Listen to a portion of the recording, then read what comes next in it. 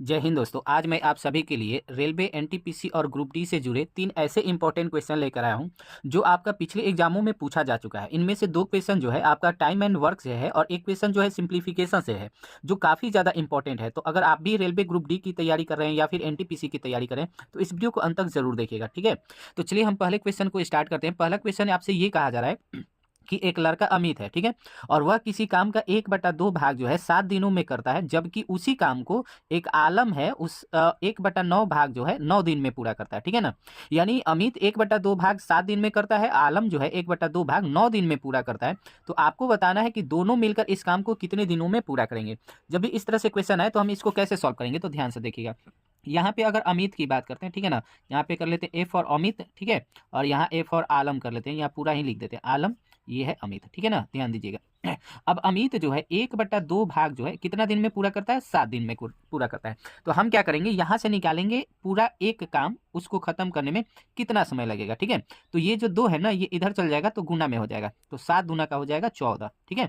यानी कि अमित जो है उस पूरा एक एक काम को 7 दूना 14 दिन में पूरा करेगा, जबकि 1/2 भाग जो है 7 दिन में पूरा कर रहा था। इसी तरह आलम का भी निकालेंगे। आलम जो है 1/2 भाग जो है कितना दिन में पूरा करता है, 9 दिन में पूरा करता है। तो पूरा एक काम करने में उसको कितना समय लगेगा, तो 9 में गुना कर देंगे 2 से, यानी 18 दिन का समय लगेगा, ठीक है। तो ये तो हो गया, एक काम खत्म करने में अमित को 14 दिन में लगेगा और एक काम खत्म करने में आलम को 18 दिन में लगेगा। अब उसी काम को, यानी एक काम को आपसे पूछ रहा है कि ये दोनों मिलकर कितना दिन में खत्म करेंगे, ठीक है ना। तो जब भी इस तरह से मिल करके है ना, तो आपको क्या करना है, इन दोनों का गुणनफल को ऊपर लेंगे, यानी 14 अमित का है और 18 आलम का है, तो इन दोनों का गुणनफल ऊपर लेंगे और नीचे आपको क्या लेना है, इन दोनों का योगफल लेना है, ठीक है ना, याद रखेंगे, ठीक है ना। तो अब हम सॉल्व करेंगे। तो एक बार 14 गुने 18 लिख देते हैं और यहाँ पे 18 और 14 जोड़ लेंगे तो 8 4 12 का 2 हो जाएगा, 1 1 2 1 3, यानी 32 हो जाएगा, ठीक है। अब देखिए तो क्या चीज़ से कटेगा, आपका 2 से कट जाएगा, 2 9 18, इसको काटेंगे तो 16 दूना 32 होता है, ठीक है ना। अब देखिए तो फिर आपका 2 से कट जाएगा, 2 8 16, और ये आपका 7 बार में कट जाएगा, 2 7 14, ठीक है। यानी अब सॉल्व करेंगे तो यहाँ पे गुना हो जाएगा तो 9 7 63 हो जाएगा ना, यहाँ पे लिख रहे हैं 9 7 63, अब बट्टा के नीचे ये आपका 8 आ जाएगा, ठीक है। यानी इतना दिन उनको लगेगा 63/8 दिन, ठीक है। इसको अगर आप चाहे तो पूर्णांक में भी बदल सकते हैं, ठीक है ना। तो 8 से जाएंगे तो 8 7 56, तो घट के कितना आ जाएगा, 8 7 56, तो 4 3 7, ठीक है ना, यानी 7/7 दिन लगेगा उनको समय, ठीक है। तो उम्मीद है कि आप सभी को ये क्वेश्चन समझ में आया होगा, ठीक है। तो अब हम आगे बढ़ते हैं नेक्स्ट क्वेश्चन की तरफ, ठीक है, और देखते हैं उसका सोल्यूशन का क्या तरीका है। चलिए तो अब हम लोग देखते हैं अगला क्वेश्चन जो है आपका सिंप्लीफिकेशन से है, ठीक है ना। तो देखते हैं इस क्वेश्चन को क्या सॉल्व करने का तरीका है, ठीक है ना।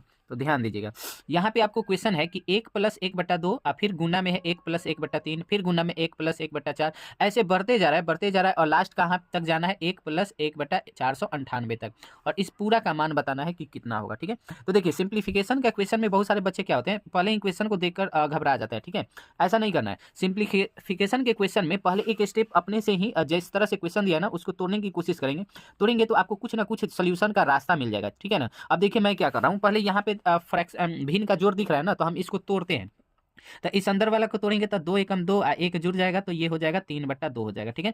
यहाँ पे गुना है, गुना का चिन्ह देते हैं, इसको तोड़ेंगे तो 3 एकम 3, ये कितना हो जाएगा, 4/3 हो जाएगा, ठीक है। इसी तरह गुना का साइन दे दिए।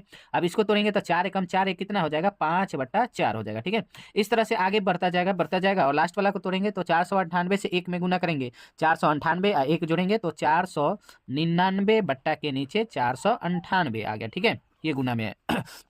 अब यहाँ से तोड़ने के बाद आप ध्यान से देखेंगे तो ये तिरछा तिरछी 3 से ये 3 कट जाएगा, 4 से 4 कट गया, यानी तिरछा तिरछी कट रहा है। तो कहीं ना कहीं पर यहाँ पे जो 5 है, तो यहाँ पे आगे आगे बढ़ेंगे तो कहीं ना कहीं पे आपका 5 आएगा, तो उससे वो कट जाएगा, ठीक है।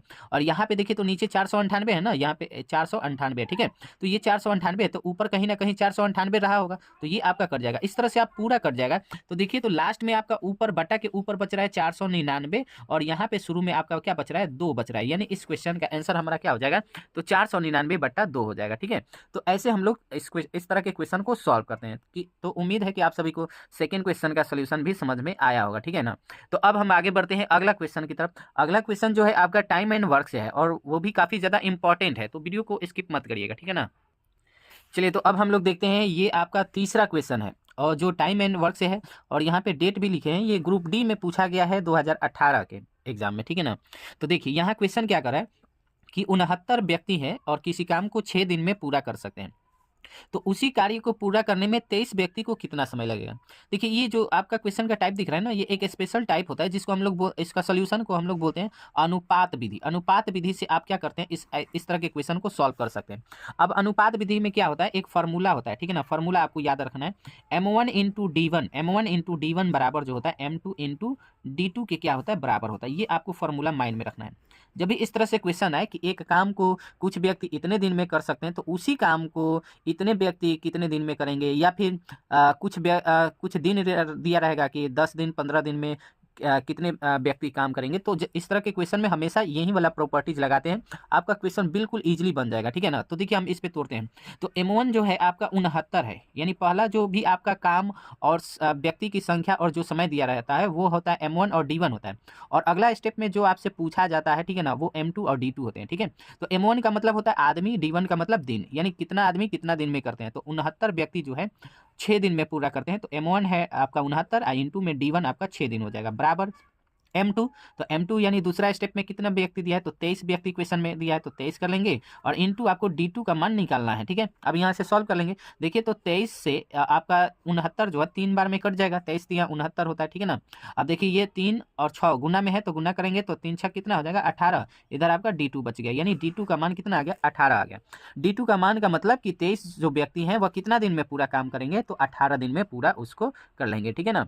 तो उम्मीद है कि आप सभी को क्वेश्चन समझ में आया होगा। और अगर आप हमारे चैनल पे नए हैं तो बस यही कहना चाहूँगा कि थोड़ा हमें भी सपोर्ट करेंगे आप सभी तो अच्छा लगेगा। वीडियो को लाइक करिएगा और चैनल को सब्सक्राइब जरूर कर लीजिएगा, ताकि जब भी मैं आपको NTPC ग्रुप डी से रिलेटेड क्वेश्चन डालूँ तो आपके पास नोटिफिकेशन जाए, ठीक है ना।